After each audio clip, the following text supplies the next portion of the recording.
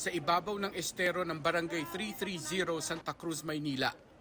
Pati nga mga bata tumulong na sa pag-apula ng apoy. Iniimbestigahan ng BFP ang sinasabi ng mga residente na nagsimula ang sunog sa demolition project sa katabing eskwelahan. Tinutuntun pa ng GMA Integrated News ang pamunuan ng eskwelahan para sa kanilang panig.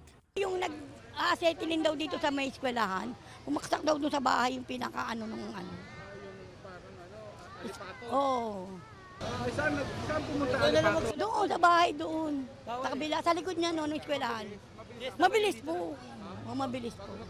80 pamilya ang nawala ng bahay. Walang taong nasaktan pero may mga alagang hayop ang nasawi. Yung malaki ko, matagal na sa akin. Yung mga ano na. Kasi mga 5 taon na rin yata. Kahit na nasunog na lahat, basta nasalba lang sana namin yung mga aso. Kasi kawawa, may buhay eh.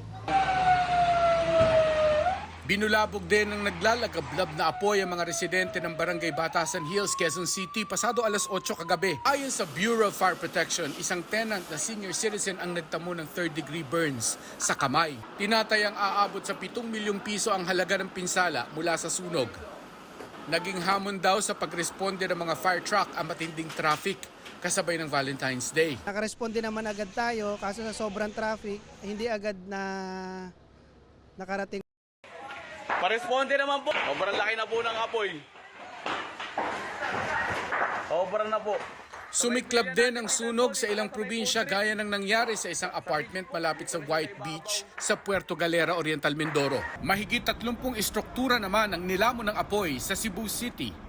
Nadamay rin sa sunog ang isang paaralan, pati ang mga sasakyang nakaparada lang doon sa lugar.